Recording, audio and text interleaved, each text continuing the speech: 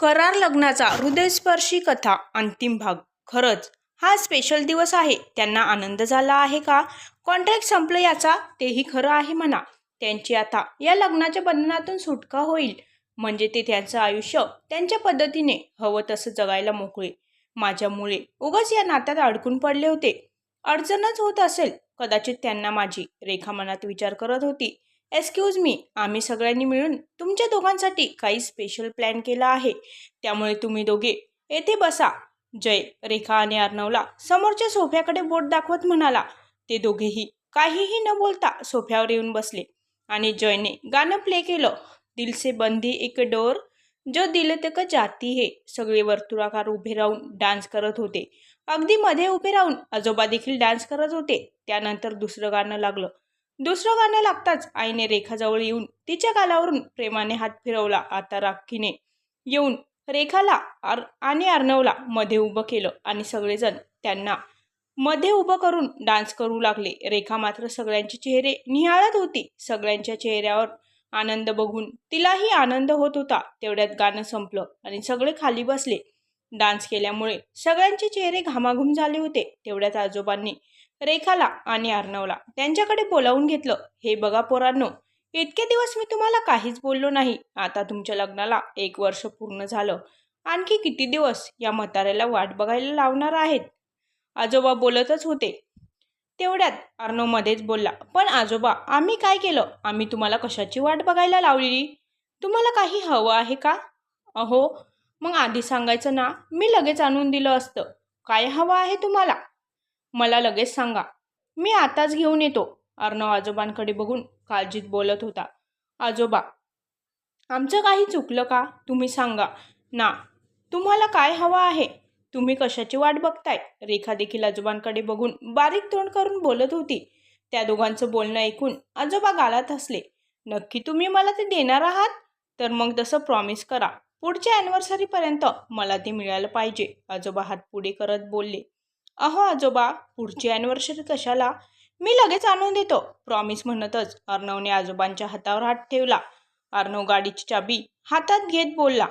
अरे अर्णव, बाबा काय म्हणतात ते ऐकून तर घे. लगेच उतावळा होऊन निघालास. आई अर्णवकडे बघत बोलल्या. आईचं बोलणं ऐकून अर्णव तिथेच उभा राहून आजोबांकडे बघू लागला. रेखा, तू नाही प्रॉमिस करणार? आजोबा रेखाकडे बघत बोलले. रेखाला तर काय सुरू आहे ते काहीच कळत नव्हतं. पण तिनेही मागचा पुढचा काहीच विचार न करता आजोबांच्या हातावर हात ठेवला. आता मात्र आजोबा हसले. आजोबांना बरोबर सगळ्यांचे चेहरे देखील खुलले होते आणि सगळ्यांच्या चेहऱ्यावर हसू होतं. तर तुम्ही दोघांनी मला, म्हणजेच आम्हा सगळ्यांना, एक छोटासा अर्णव नाहीतर एक छोटीशी रेखा द्यायची. आणि आता तुम्ही दोघांनी मला प्रॉमिस केलं आहे, त्यामुळे ते तुम्हाला पूर्ण करावंच लागेल. आणि हे प्रॉमिस पूर्ण करण्यासाठी तुमच्याकडे फक्त पुढच्या ॲनिव्हर्सरीपर्यंतचा वेळ आहे. आजोबा जवळजवळ धमकावतच बोलत होते. अरे माझ्या म्हाताऱ्याचं आता राहिलेच काय? एकदा का माझ्या अर्णवच्या बाळाचं तोंड बघितलं की त्यानंतर मी आनंदाने डोळे मिटायला मोकळा. हे बोलतानाही आजोबांच्या चेहऱ्यावर हसू होतं. हे सगळं ऐकून मात्र रेखाच्या पायाखालची जमीनच सरकली. अजून तर आमचं नातं टिकतं की नाही याचा प्रश्न आहे आणि या सगळ्यांना आमच्या बाळाचे वेध लागलेत. रेखा मनातच विचार करत होती. अर्णव ही पूर्ण भांबावून गेला होता. रेखाचं माझ्यावर प्रेम आहे की नाही हेच माहीत नाही. उद्या आमचं नातं असेल की नाही मला याची चिंता आहे. आणि यांना आमचं बाळ बघायचं. हे परमेश्वरा, कसल्या धर्मसंकटात अडकवले तू मला? अर्णव मनातच बडबडत होता. आज मात्र अर्णव आणि रेखा दोघेही एकमेकांकडे बघून जणू काही डोळ्यांनीच एकमेकांवर प्रश्नांचा भडीमार करत होते. पार्टी संपल्यानंतर रेखा रूममध्ये फेऱ्या मारत होती. तिच्या मनात हुरहुरी भरली होती. तेवढ्यात अर्णव आतमध्ये आला. त्याच्या हातात काहीतरी पेपर दिसत होते. ते बघून रेखाच्या मनात धडकी भरली आणि ती भांबावून अर्णवकडे डोळे मोठे करून बघू लागली. अर्णवने येऊन ते पेपर टेबलवर ठेवले आणि रेखाजवळ येऊन बसला. हे कसले पेपर आहेत? तुम्ही मला लगेच दिवस देणार आहात का? आजची रात्रही मी इथे राहू शकत नाही का? आणि तुम्ही याबद्दल घरच्यांना काही सांगितलं आहे का? रेखा अर्णवकडे बघत एका पाठोपाठ एक प्रश्न विचारत होती. तिचं एका पाठोपाठ एक प्रश्न विचारणं बघून अर्णवने तिच्या ओठांवर बोट टेकवले. त्याच्या स्पर्शाने ती एकदम स्तब्ध झाली. तिच्या अंगावर शहारा आला होता आणि त्यामुळे तिच्या अंगावरचे केस उभे राहिले होते. अर्णव तिच्याकडे प्रेमाने बघत गुडघ्यावर खाली बसला. त्याला असं बघून रेखा आश्चर्याने त्याच्याकडे बघतच पटकन उभी राहिली. अहो, काय करताय तुम्ही? हे असे खाली का बसताय? रेखा त्याचा हात हातात घेत बोलली. अर्णव फक्त तिच्याकडे बघून गोड हसला आणि त्याने खिशातून एक गुलाबाचे फूल बाहेर काढलं आणि अगदी रोमॅन्टिक होऊन रेखाचा हात हातात घेतला आणि रेखाकडे मादक नजरेने बघत तिच्या हातावर अलगद ओठ टेकवले. रेखा तर अर्णवचं वागणं बघून पुरती भांबावून गेली होती आणि ती शॉक लागल्यासारखी त्याच्याकडे एकटक बघत होती. नाही, आजपर्यंत बोलता आले सारे, आज ते सारे तुझ्यापुढे मांडणार आहे. रेखा, माझं तुझ्यावर खूप खूप मनापासून प्रेम आहे. मी तुझ्याशिवाय जगू शकणार नाही. तू माझ्या आयुष्यातील ती व्यक्ती आहेस जिला मी गमवायला खूप घाबरतो. पण तरीही मी तुला एक गोष्ट सांगतो, आयुष्यभर साथ द्यायची की नाही हा निर्णय तुझा आहे, पण मरेपर्यंत साथ तुझी देईल हा शब्द माझा आहे. I love you Rekha, I love you so much. Arnav मनापासून रेखासमोर त्याचे प्रेम व्यक्त करत होता. त्याच्या डोळ्यातून सतत अश्रुधारा वाहत होत्या आणि त्याचं बोलणं ऐकून रेखा हसतही होती आणि रडतही होती. तिला तिच्या कानावर आणि डोळ्यांवर विश्वास बसत नव्हता. जणू काही ती गोड स्वप्न बघत आहे असं तिला वाटत होतं आणि तिच्या तोंडातून शब्दही फुटत नव्हते. डोळ्यातून आनंद अश्रू मात्र वाहत होते आणि ती मान खाली घालून उभी होती. ती काहीच बोलत नाही हे बघून अर्णव उठून उभा राहिला. अनमोल जीवनात साथ तुझी हवी आहे. सोबतीला शेवटपर्यंत हात तुझा हवा आहे. अर्णव रेखासमोर त्याचा हात पुढे करत बोलला आणि रेखाने त्याच्याकडे न बघताच फक्त होकारार्थी मान हलवली. हे बघून अर्णवने आनंदाने तिला मिठी मारली. दोघेही बराच वेळ एकमेकांचा स्पर्श अनुभवत होते. तुम्हाला एक सांगू का? तुमच्या मिठीत आल्यावर असं वाटतं वेळेने पण थोडं थांबावं आणि आपल्या प्रेमाचं नातं आयुष्यभर असंच राहावं.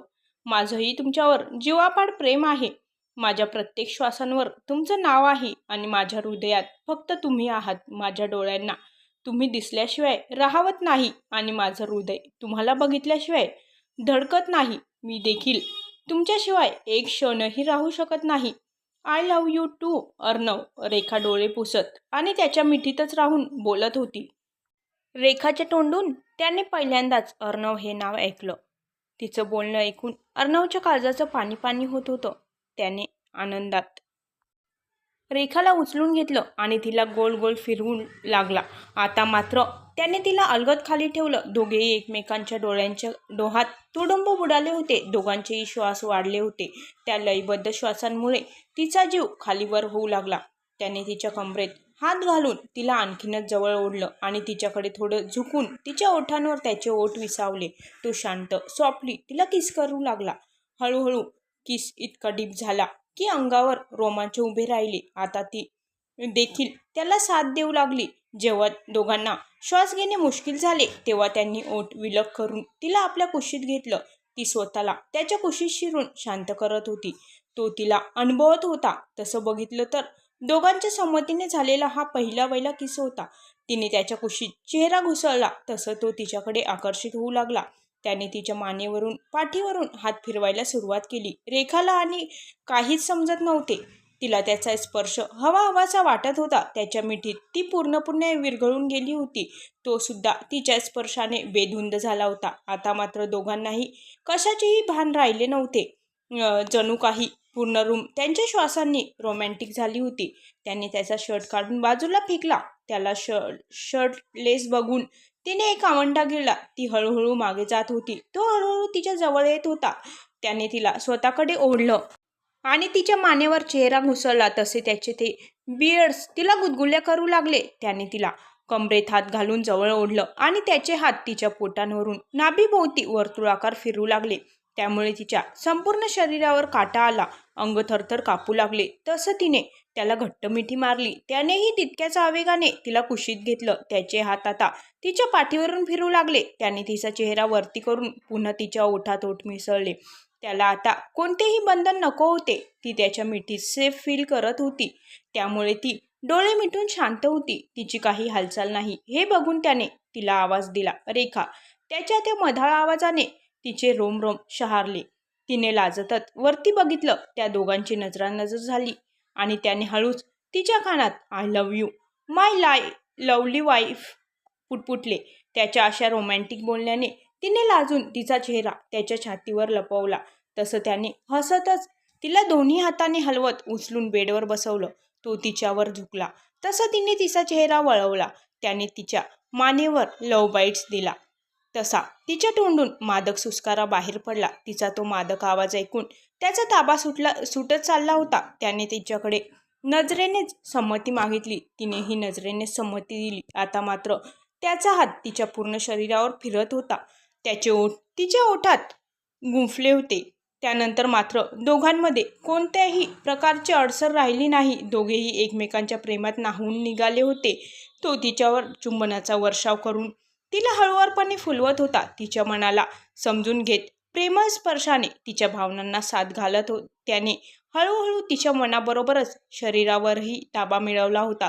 ती देखील त्याच्या प्रेमळ स्पर्शाने हळूहळू कळीसारखी उमलत होती. दोघेही प्रेम वर्षावात तुडुंब बुडून निघाले होते.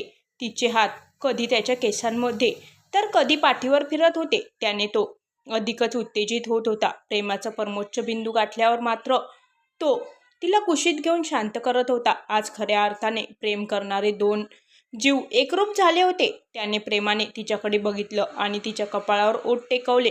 दोघेही खूप उशिरापर्यंत एकमेकांच्या कुशीत शांत पडून होते. पण काही वेळात रेखा अचानक तडफडून उठून बसली.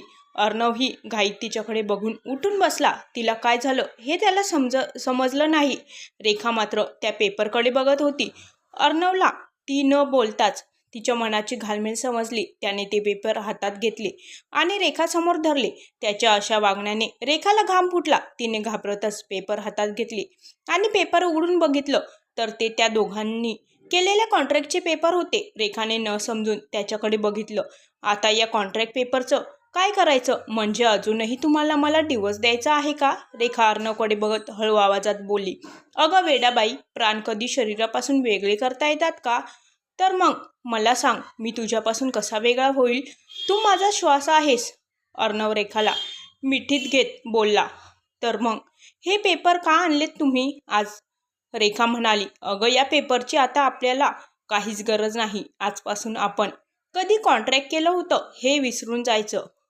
अशा वाईट आणि कडू आठवणी आपल्या आयुष्यात नको.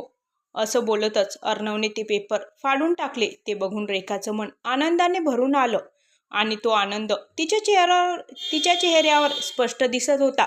रेखा, आपलं लग्न झालं तेव्हापासून आपण एकमेकांशी किती भांडायचो ना. मला वाटलं नव्हतं या भांडखोर आणि गुरगुरणाऱ्या मांजरीवर मला इतकं प्रेम होईल की मी तिच्याशिवाय एक क्षण देखील जगू शकणार नाही. अर्णव रेखाच्या खांद्यावर डोकं ठेवत बोलला. रेखा मात्र शांततेने त्याचं बोलणं ऐकत होती आणि तिच्या डोळ्यासमोर वर्षभरातला प्रत्येक क्षण तरळत होता. हो ना, खरंच कधी आपल्या भांडणाचं रूपांतर प्रेमात झालं हे कळलंच नाही. मी तर कधीची तुमच्या प्रेमात पडले होते, पण तुम्हाला सांगण्याची हिंमतच झाली नाही. मला वाटलं हे कडू कारलं कधी माझ्यावर प्रेम करणारच नाही. पण म्हणतात ना, खरं प्रेम करणारे कधीच जास्त वेळ लांब राहू शकत नाहीत. त्यांचं प्रेम त्यांना एकमेकांच्या जवळ घेऊन येतं. रेखा अर्णवच्या कुशीत शिरत बोलली. दोघेही एकमेकांच्या कुशीत शिरून वर्षभरातले ते दिवस आठवत होते. आज खऱ्या अर्थाने दोन प्रेम करणारे शरीराने आणि मनानेही एक झाले होते आणि त्यांच्या सुखी संसाराला सुरुवात झाली होती. त्यांनी एकमेकांच्या प्रेमाने त्यांच्या आयुष्यातून कॉन्ट्रॅक्ट, करार, लग्नाचा नावाचा शब्द कायमचा पुसून टाकला होता आणि आज खऱ्या अर्थाने दोघांच्याही प्रेमाने एकमेकांचं हृदय स्पर्शून गेलं होतं.